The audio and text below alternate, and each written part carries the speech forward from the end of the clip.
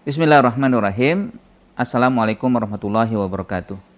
Hamdanillah wa syukranillah wa salawatan wa salaman ala rasulillah sallallahu alaihi wasallam.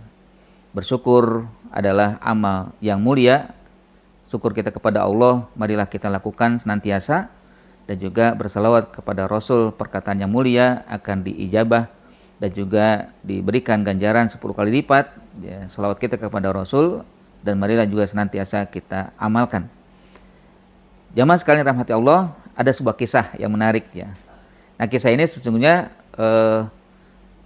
landasannya adalah tentang hadis Nabi, man satara musliman satarahullahu yaumal qiyamah.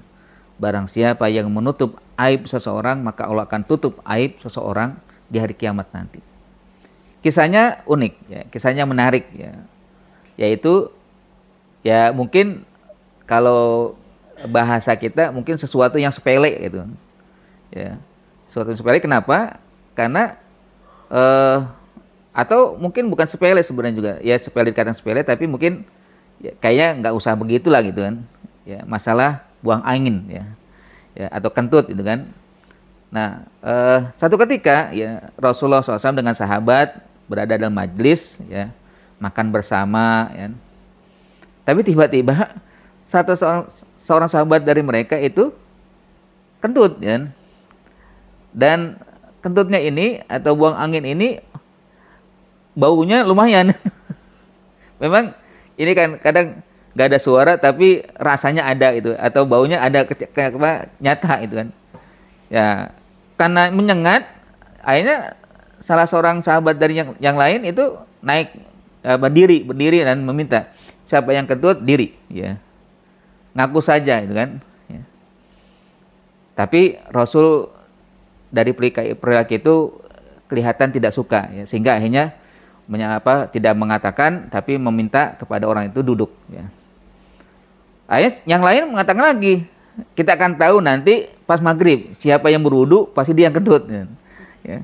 Jadi tujuannya adalah agar tahu ya, sebenarnya memang ya, wajar-wajar aja begitu kan, karena nggak ada suara tapi baunya nyata ya kan. Akhirnya bagaimana ini Rasul berpikir ya, bagaimana caranya agar yang tadi kentut tadi tidak malu kan.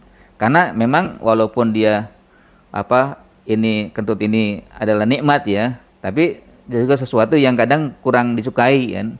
Dan juga kadang juga membuat malu yang melakukannya ya. Dan saat itu memang ada jamuan makan ya, makan daging unta ya. Dalam kisah satu riwayat disebutkan Rasulullah SAW akhirnya mengeluarkan hadis, siapa saja yang makan daging unta hendaknya berwudu. Sebanyak hadis ini dikeluarkan oleh Nabi untuk menghilangkan atau menghindarkan orang kentut tadi malu. Jadi semuanya berwudu. Ya. Jadi semuanya berwudu karena merasa makan daging unta. Ya. Nah, terjadi perbedaan pendapat memang dari ulama. Ya. Apakah kalau orang makan daging unta harus berwudu? Ya. Emang batal wudunya? Ya. Ada yang mengatakan boleh. Maksudnya tidak batal. Ada yang mengatakan batal. Dari hadis Nabi itu mengatakan batal. Tapi riwayat lain yang uniknya adalah berbeda ya. Yaitu Rasulullah SAW akhirnya berdiri dan mengatakan, saya mau berwudu tapi bukan saya yang kentut. Ya. Jadi Nabi malah yang berdiri duluan ya. Ya. Dengan mengatakan, saya mau berwudu, saya tidak batal wudu tapi bukan saya yang kentut tadi. Akhirnya yang lain ikut juga. Saya mau wudu juga.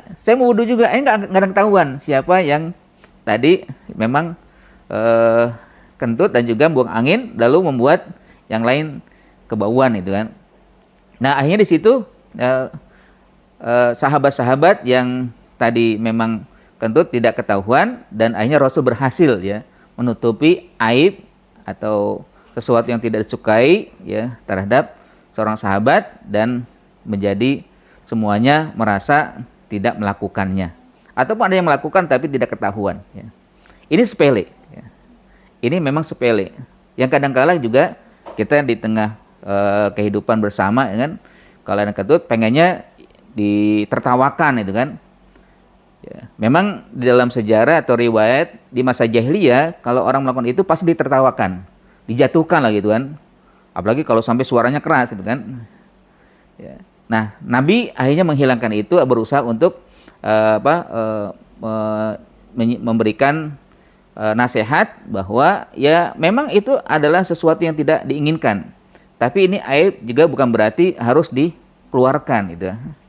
Istilahnya kalau dalam bahasanya kentut jangan diusut ya. Ya udah biarkan aja. Nikmati aja istilahnya kan.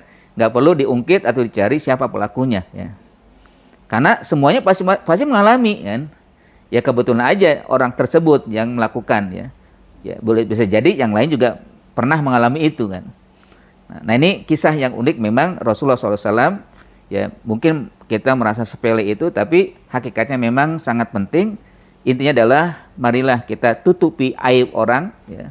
Sebisa kita tutupi aibnya, jangan sampai kita ungkit, kita buka ya.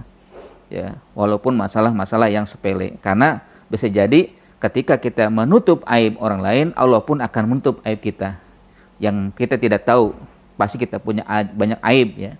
Yang kalau misalkan Allah buka, pasti kita akan malu ya, semalu-malunya. Ya, tapi kalau kita memang berusaha untuk menutupi aib orang, pasti Allah juga akan berusaha atau memberikan ganjaran dengan menutupi aib kita. Wallahu alam. Itulah kisah yang unik mungkin yang kita ambil hikmahnya. Marilah kita tutup aib orang lain dengan sebaik mungkin, lalu Allah Subhanahu wa taala akan memberikan balasan kepada kita.